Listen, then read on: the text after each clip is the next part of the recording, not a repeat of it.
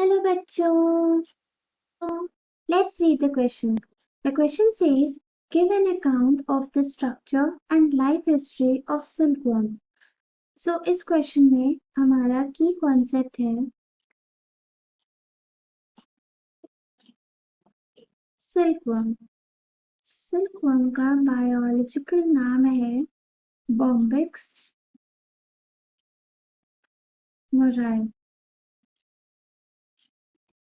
So इसमें हमको सबसे पहले बात करनी है इसके स्ट्रक्चर की।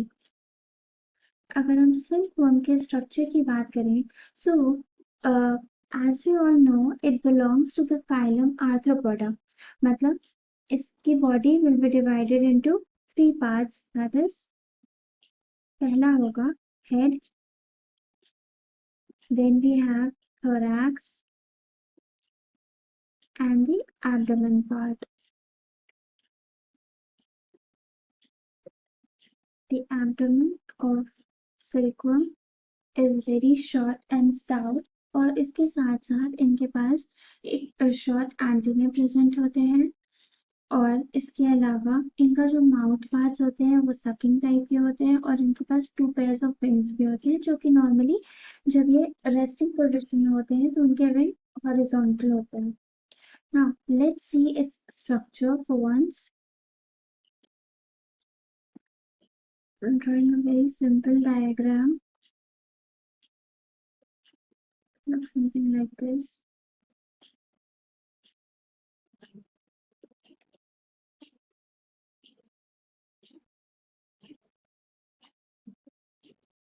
So this part is the head part.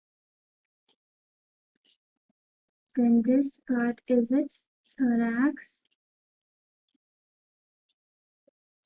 Then this longer portion is the abdomen.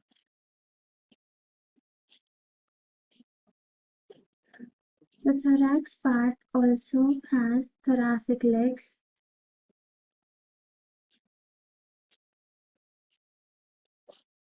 And this abdomen part is also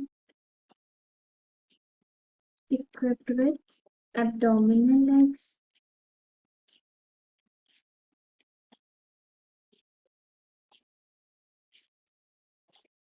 The small part that looks like a tail here is known as the caudal horn. And here we have the caudal legs. So this is all about the structure of Bombyx murray or the silkworm. Now let's check out its life history or its life cycle. So अगर हम silkworm की बात करते हैं तो silkworm की life cycle start होती है with the deposition of silkworm eggs from the adult silkworm. तो सबसे पहला आएगा यहाँ पर सिल्कवर्म एग्स। फिर ये सिल्कवर्म एग्स हैच करते हैं और हैच करके ये क्या बनते हैं, हैचलिंग्स,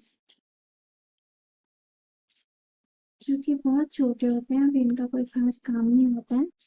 फिर ये हैचलिंग्स थोड़े बड़े होते हैं और ये बनते हैं लार्वा। फिर ये लार्वा में होती है मोल्टिंग और 4 से 5 मोल्टिंग के बाद this transforms into a pupa. और जब ये मोल्टिंग हो रही होती है तभी ये अपने अराउंड एक कोकून स्पिन कर लेते हैं और वो cocoon is made up of a single thread of silk जो कि ऑलमोस्ट 1500 टू 2000 मीटर जितना लंबा हो सकता है।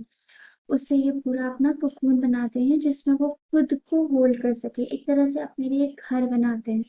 जो फाइनल मोल्टिंग होती है यानी 5th मोल्टिंग जिससे लार्वा से प्यूपा बनता है वो मोल्टिंग कोकून के अंदर ही होती है। देन व्हाट हैपेंस इज ये प्यूपा से एक और मोल्टिंग होती है जब ये प्यूपा से बन जाता है मॉथ या अडल्ट मॉथ। अब यहाँ पर हम देखते हैं कि यहाँ पर पाया जाता है सेक्सुअल डायमॉर्फिज्म। यानी कि जो मेल होता है वो स्मॉलर इन साइज होता है और फीमेल लार्जर होती है। मेल के पास एंटीना प्रेजेंट होते हैं, वो इसलिए क्योंकि फीमेल्स रिलीज करते हैं फेरोमोन्स जब उनको रिप्रोड्यूस करना होता है। उन फेरोमोन्स को कैच करने के लिए मेल्स के पास एंटीना होता है। जब ये वो फेरोमोन्स को कैच कर लेते हैं, अट्रैक्ट हो जाते हैं, तो ये कॉपुलेट करते हैं और कॉपुलेट करने के बाद फिर से नए एग्स प्रोड्यूस करते हैं।